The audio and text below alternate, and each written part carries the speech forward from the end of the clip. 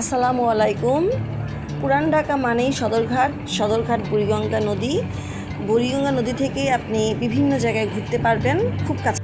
আসসালামু আলাইকুম, আমন্ত্রণ জানাচ্ছি রুবিস ট্রাভেল অ্যান্ড হবিতে। আজকে আসছি রোজ গার্ডেন, এটা হচ্ছে KM দাস লেন, ঢাকা টিকাটুলিতে। তো ঋষিকেশ দাস ছিলেন একজন সমৃদ্ধশালী ব্যবসায়ী। পুরান ঢাকায় নরেন্দ্র নারায়ণ রায় চৌধুরীর বাগানবাড়ি বলদা গার্ডেনে কোনো এক জলসায় উপস্থিত হলে তাকে নিম্ন বর্ণের মানুষ হিসাবে অসম্মানিত ও অমর্যাদা করা হয়। তারপর তিনি এখানে এসে 1930 সালে 22 বিঘা জমির উপরে এই বাগানবাড়িটি তৈরি করেন গোলাপের বাগান দিয়ে, এবং এটার নামকরণ করা হয় রোজ গার্ডেন। 1936 সালে অবশ্য তিনি অসুস্থ হলে এটা বিক্রি করে দেন। তো পরবর্তীতে এখানে বেঙ্গল স্টুডিও হিসেবে পরিচিত হয়, এবং বিভিন্ন ছবির শুটিং কিন্তু এখানে আগে হতো, যেমন সাপের ছবিগুলো যে হতো। এই রোজ গার্ডেন মানে বেঙ্গল স্টুডিও, এবং এখানেই মুভির শুটিংগুলো হতো। এই ভবনগুলো তালাবদ্ধ থাকে ঝুঁকিপূর্ণ হওয়ার কারণে। এরপর চলে গেলাম নাজিরা বাজার। সেখানে গিয়ে আমরা হাজির বিরিয়ানির প্যাকেট কিনলাম এবং বিউটি লাচ্ছির থেকে আমরা লাচ্ছি খেয়ে নিলাম। তো এখন যাব আমরা পুরান ঢাকার আহসান মঞ্জিলে। আহসান মঞ্জিলটা প্রতিষ্ঠিত হয়েছিল খাজা আব্দুল গনি তার ছেলে খাজা আহসানুল্লাহ নামে। এই ইউরোপীয় ও মুঘল স্থাপত্য 1992 সালে জাদুঘর হিসেবে এটা খোলা হয়। শনি থেকে বুধবার 10টা থেকে 5টা পর্যন্ত খোলা থাকে, শুক্রবার 3টা থেকে 7টা পর্যন্ত খোলা থাকে, এবং প্রবেশ মূল্য 20 টাকা, বিদেশিদের জন্য 300 টাকা। ঢাকায় ঘোরার মতো আরও অনেক জায়গা আছে। তো লালকুঠি এখন যাব।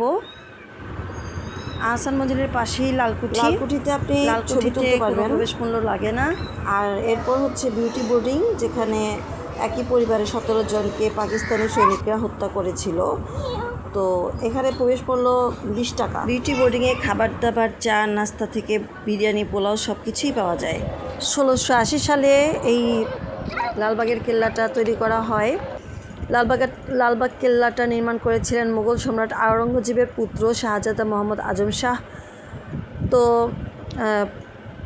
পরবর্তীতে শায়েস্তা খাঁর আমলে এটা তৈরি শেষ হয়, এবং এখানে একটা সুড়ঙ্গ পথ আছে যেখান থেকে কোনো প্রাণী আজ পর্যন্ত আর বের হয়ে আসতে পারে নাই। এছাড়া আপনি মসজিদ ঘুরতে পারেন। এটা তারা মসজিদ, এটা হচ্ছে আর্মেনীয়দের চার্চ। এখানে আর্মেনীয়দের অনেক কবর এখানে শায়িত আছে, এবং এখানে চার্চ মানে গির্জা আছে খ্রিস্টানদের। এখানে আর কাউকে কবর দেওয়া হয় না। প্লাস আপনি পুরান ঢাকায় অলিগলি ঘুরে মজা পাবেন, বাখরখানি চা খেতে পারবেন হাজির বিরিয়ানি সহ, নান্না বিরিয়ানি সহ অনেক কিছুই খেতে পারবেন। এখানে চিনি টুকরা মসজিদ আছে, জিন মসজিদ নামেও পরিচিত। এছাড়া আপনি রমনা পার্কে ঘুরতে পারবেন, কার্জন হলেও ঘুরতে পারবেন। হ্যাঁ, সুন্দর না? সিপাহী বিদ্রোহের কথা মনে আছে আপনাদের?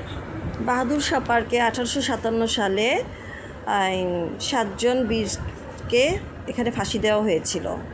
আজ এ পর্যন্তই। সবাইকে রুবিস হবি অ্যান্ড ট্রাভেলে আমন্ত্রণ রইল পরবর্তী নেক্সট ভালো ভালো ভিডিও দেখার জন্য। ততক্ষণ পর্যন্ত সবাই সুস্থ থাকবেন, ভালো থাকবেন। Take care. আসসালামু আলাইকুম।